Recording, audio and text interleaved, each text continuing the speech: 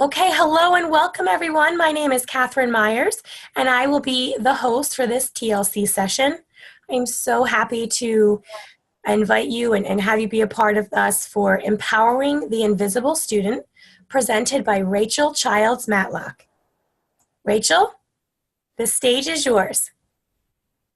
Hello, my name is Rachel Childs Matlock. I am a Bachelor's of Arts program at Ashford University. I am majoring in the English Language Learner Studies. I am a first-generation college student with a disability. This is my last year, and I only have a few more months of completing my degree. It wasn't until recently that I discovered there was assistance available from the school to reach my goal of higher learning and receive my bachelor's degree.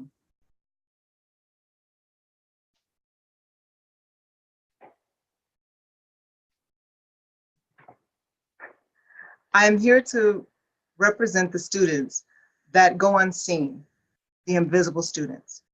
My question to everyone listening today is, have you ever known anyone who sits in the back of the room with their head down and does minimum participation? Have you ever personally felt like, if I just sit here quietly, no one will notice that I don't understand? I am here today to give these invisible students a voice. I'm here today to help empower the students reach their educational goals. My goal is to help facilitate understanding on how to better assist students who have a disability or other barriers that inhibit them from pursuing and completing higher education. Students with barriers represent and present unique challenges in the online environment. Today, I will be sharing ideas that can help these students reach their goals in spite of these challenges, disabilities, and struggles. Each and every step you take must move toward your goal. Wow, what a wonderful saying. But to someone with a disability or someone with a barrier, those steps are more like trips and falls. And climbing the ladder to reach that goal is frightening. The academic advisors, teachers, and faculty are a support beam that hold the ladder for the student. There must be a joint effort and system in place to help assist the students, to help them overcome the barriers that inhibit them from pursuing their academic goals. Some of the steps necessary to take to overcome and climb the ladder of higher education is we have to first remove the stigma behind the words that prevent students from asking for help. Words like, I have a disability, I need help, this is hard, I don't understand. These are not words to be ashamed of.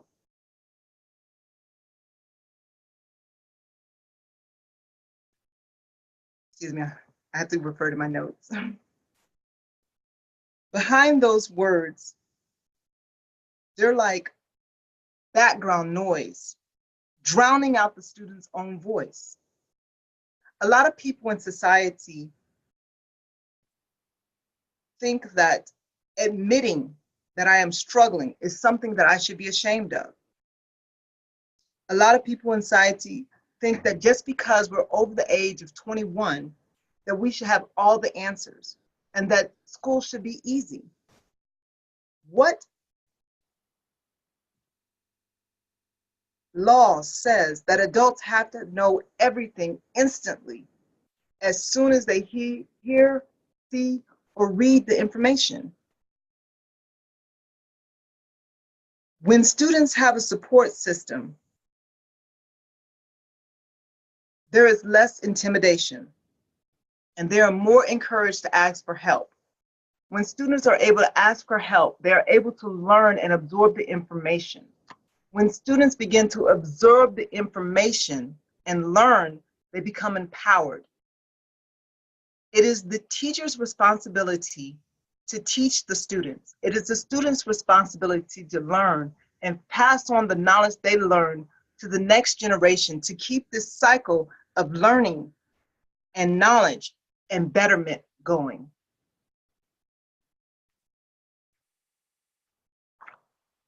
Moving the stigma. There are many factors that affect students.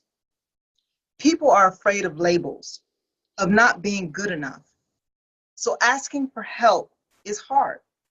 How can we decrease the stigma behind those inhibiting words? First thing we need to do is realize there is no such thing as a lazy student. What person in their right mind pays all this money to go to college to say, I think I'll fail today, an F is good enough? What person says, I don't mind spending my money, I'll just not do anything? It doesn't happen. Everyone who's entered this program, who has decided to make this very difficult choice to pursue higher learning, has a goal, has the desire, but there are other factors that involve. There may be a frustrated student, there may be a tired student, an overwhelmed student, a student who doesn't understand time management. There may be a disabled student, something that only a doctor can address. There may be a physically disabled student.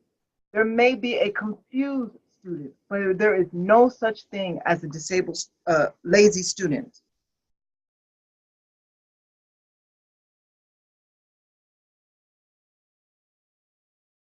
There are always reasons behind the students not participating, and there are always reasons why students get behind. It is our job as instructors to figure out what those reasons are and to reach out a hand to help. Be a support system.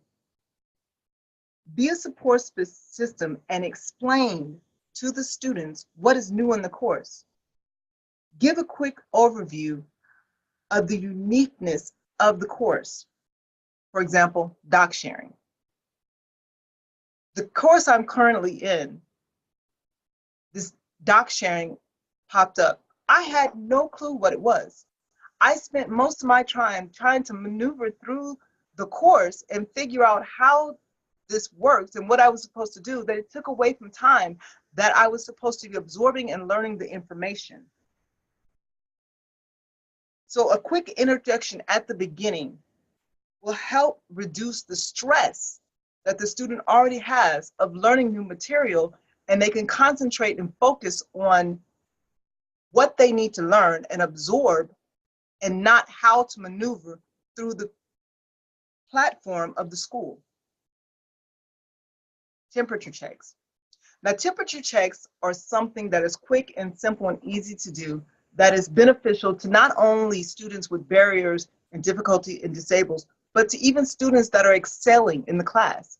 A temperature check is a quick email, a quick note, a quick text that says, how are you doing? Is everything okay? Do you need any help with anything? Or you're doing great. These are not computer generated, but just a personal little note that encourages a student. And when a student feels encouraged, they feel empowered and they feel driven. They feel like, I can do this because somebody's in my corner. Office hours. This is a very, very, very important step and thing for students. Office hours. There are a lot of times that students feel like they can't reach out to the instructors, they can't reach out to the academic advisors because they don't want to bother them. But when there's open office hours and the instructors are available to answer questions in a private forum where the student doesn't feel intimidated or embarrassed, it helps give them the encouragement they need to open up and to receive the information without the stress. It also creates a relationship between the student and the teacher. Processing help. Processing help. If you tell me it's self-explanatory, and let's make it so. A lot of the information in the curriculum, in the course, does not correlate with what the student should be learning. And the books read like technical manuals. Now, if you're an engineer and you love computers and zeros and ones, that's wonderful. But for a teacher who is an ELL student, this is not beneficial. It does not help the student process the information, and it is more confusing and provides more stress within that student's life. Some books and manuals are simply not conducive to the class. Be a mentor. Be a mentor to your students and realize that not all students are the same. No two people learn in the same way or the same manner. Some students are audio students, visual students. Some students need to be able to reach out and grab the information and to make it concrete so they can make it their own. The goal is to learn the information enough in a way where the student can go out and teach someone else what they have learned.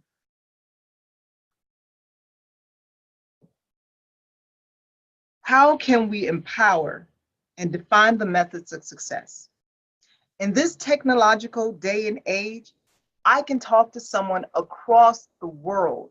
I can look them in the face and have an ongoing conversation. I can see what they look like face to face. Why can't we do that in this online college environment? Platforms like this, Zoom, where people can see each other and communicate, they can bounce ideas off of each other and gather information and enrich the learning experience.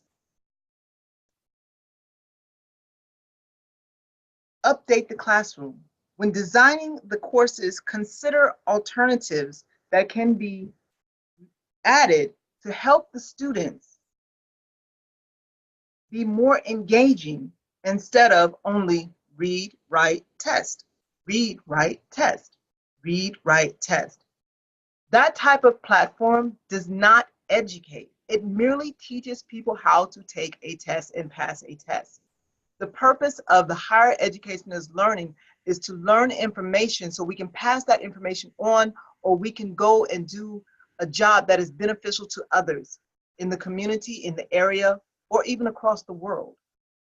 But if we only learn how to read the information long enough, not to learn it, but just long enough to take a test, it's not helping the student, and it's not helping the instructors because you can't find other methods to teach.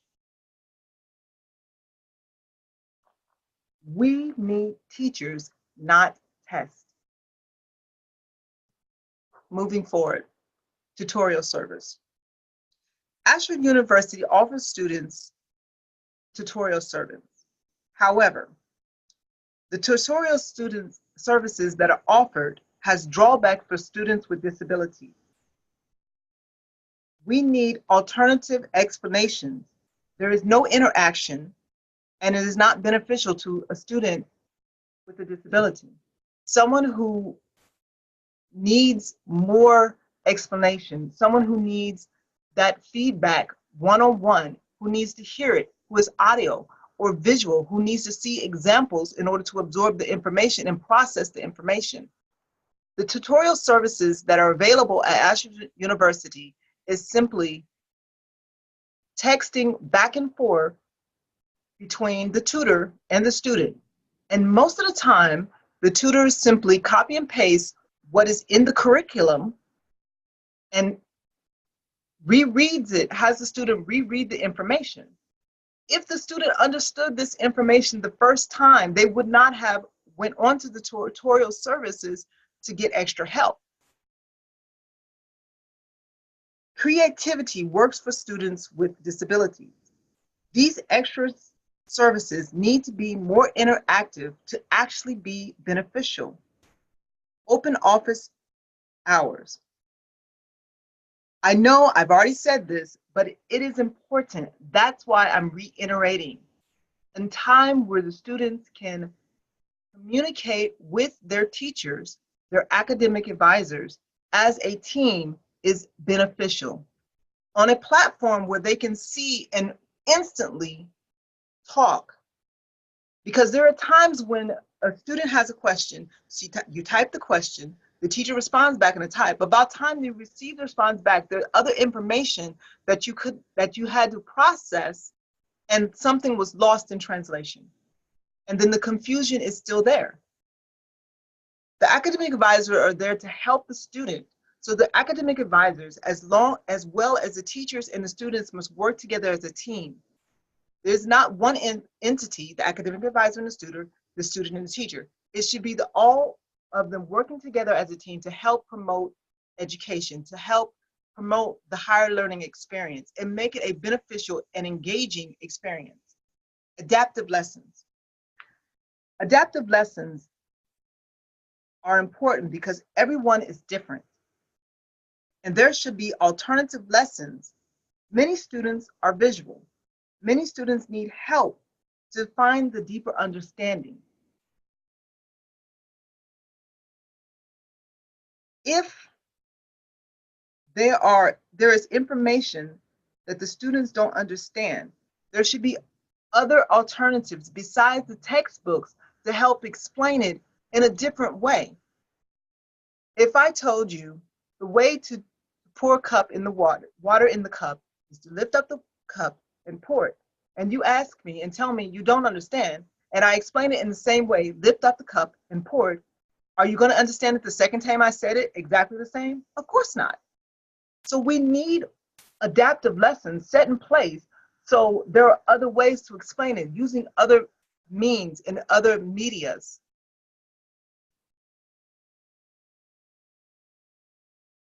I spend more time trying to understand what I need to understand than actually doing the work.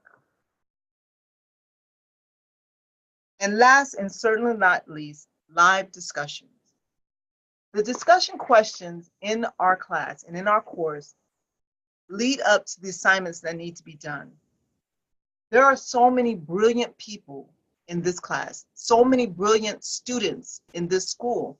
If, like in a classroom environment, they feed off of each other, have group discussions, it enhances their own knowledge and it enhances the learning experience.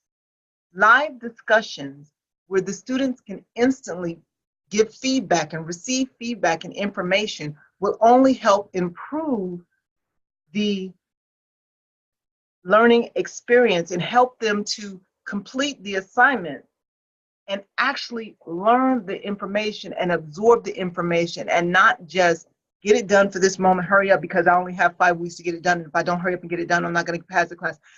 There is so much going on in the student's life beyond school. This extra pressure is extra stress. And some students sit back and say, I just couldn't do it. I'm going to skip it and I'm going to move on. We don't want that. We want the students to participate in each and every step that is set in place so they can be more enriched.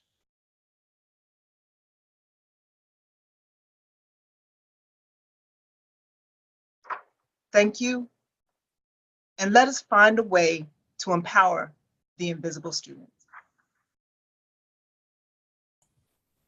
Rachel, thank you so much. Wonderful. I found myself just nodding my head a lot as I am an instructor and thinking of things that I can do for my student. So I really appreciate you giving me the student perspective. As an instructor, we don't always hear that. So for the other faculty that are in this room, I imagine that they enjoyed it as well. And then for the students that are listening, I'm sure that they agree with you. So we have about 10 minutes left to this session if anyone wants to pop some questions into the chat for Rachel, we can do that. Rachel, you can stop sharing your screen. Okay, and then so that just kind of opens it all up for everyone. And then if there are any questions, please feel free to type it in there. Jennifer Robinson says great information. See, it's really nice to get a student perspective because I feel, as I said, as an instructor, I don't always get that. So you've helped me in my own teaching.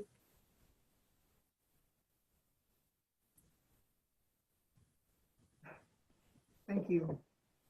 Thank you, Frank, for appreciating Rachel's passion as well. Rachel, here some questions are coming in hot. Rachel, Sarah Keller says, do you have any suggestions for how to get quiet students to ask for help? The way to get quiet students to ask for help, like I was saying, is the temperature checks. If you send a private note to that quiet student, that student who doesn't do a lot of participation, even in a face-to-face forum, you send a temperature check personally to them, letting them know, hey, I read your paper and it was really great. Not just in the where you graded the paper, but just the email. It's more personal. It's creating that link between you and that student, and it will help them come out of their shell and open up more. That's a really good point there, to send like the private message instead of maybe just putting it in the grade book, as faculty can do, or even posting a general announcement to the whole class. Hey everyone, how are you doing? Sending that individual message, I could see how that could be helpful. Let me see here. Laurie Zahn just really appreciates the new information and reinforcing the ideas. McClifford Cooper agrees, it's great information. Zachary Hinson asks, Rachel, as someone going into teaching, what are ways to engage students who are disabled? So in his early kind of getting into the field.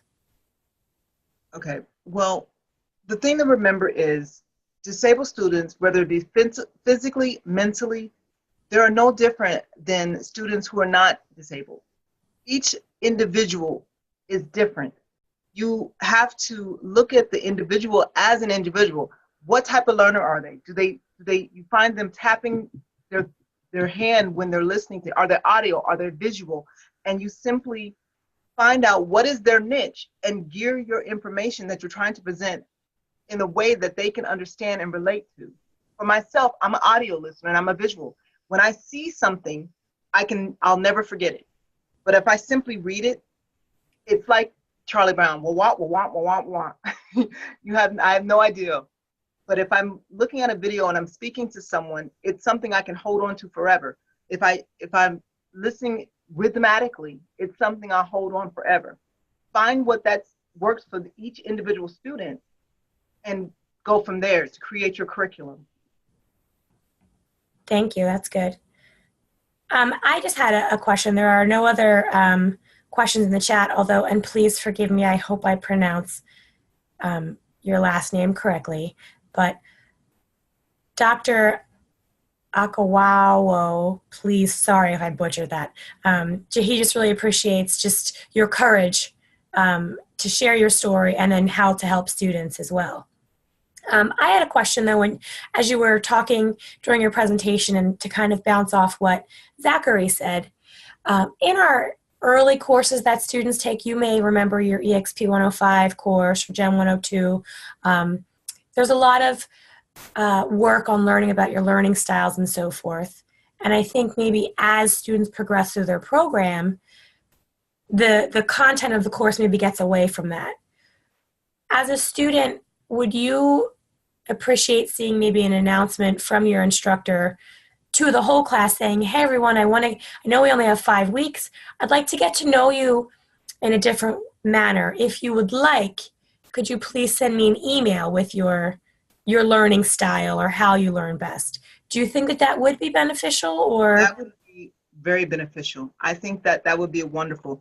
A lot of times, like you said, during those early classes, years ago. Yeah, it's been a long time for you. The students no longer remember that, and then they get so caught up in the everyday routine of, okay, I got a discussion question, I got to do this and this, and plus I have to take care of the kids, and I have that note from the teacher will help. Oh yeah, and it will help jar the memory of the students. Plus, again, create a relationship between the student and instructor, and that is such an important factor. Is creating that connection. of mentoring and a student-teacher relationship where the student doesn't feel like, okay, I'm in this online platform, but I'm all by myself doing this. I'm alone. That's really good. I just appreciate, for me, for my role as a faculty support and development associate, I work with the faculty kind of like their advisor in a way. How you reach out to your student advisor if you have questions or something, faculty will reach out to me, and this could be something that I could bring back to them as a suggestion for an announcement maybe early in the course, just to reach out and share with students. They're not, you know, as a student, you're not required to respond, but maybe some students will. We have about 5 minutes left if there are any other quick questions for Rachel here. Not to make you nervous, Rachel, but I can tell you now because it's over. There are 26 people in this room. Oh my. Really, really good. It's an important topic, and I think I'm seeing a really good mix of faculty and students in this room. So it's so good for both sides. And like you said, maybe not even a side. You're in this together to build that relationship. Yes. It has to be a team effort.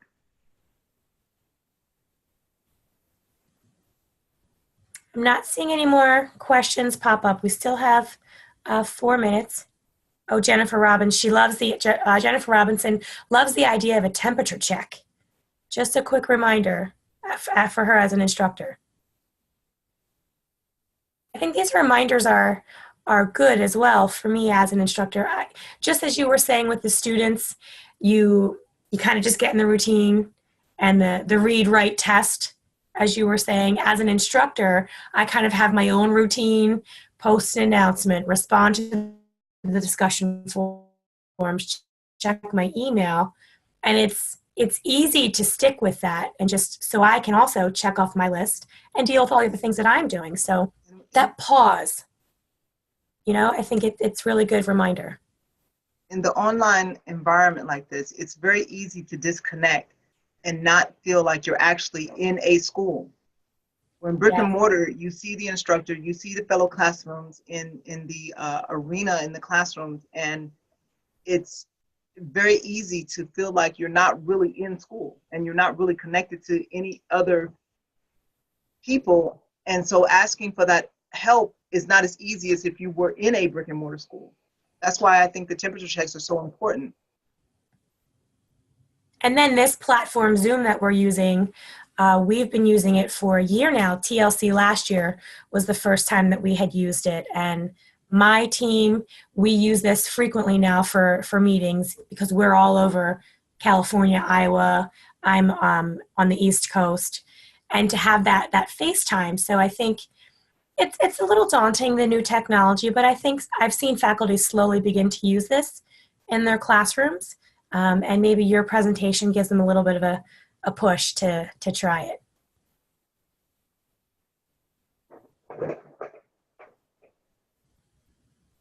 Lydia, thanks you so much for this meeting, and I really appreciate the time that you took to think about this and to give us a true student perspective that as faculty we don't always see, and then for your peers, I'm sure it's nice to hear they're not alone. They may have had some similar ideas that you had on ways to make it better. So it's kind of just connecting you all as well. Well, I want to thank you all for joining us, and especially Rachel. I really appreciate your passion and your presentation and for giving us something to think about on this first session of TLC 2018. You kicked it off right for us. So thank you all again for attending. A recording for this session will be available in about a week or so. More information will be shared out, but thank you all again and enjoy the rest of TLC.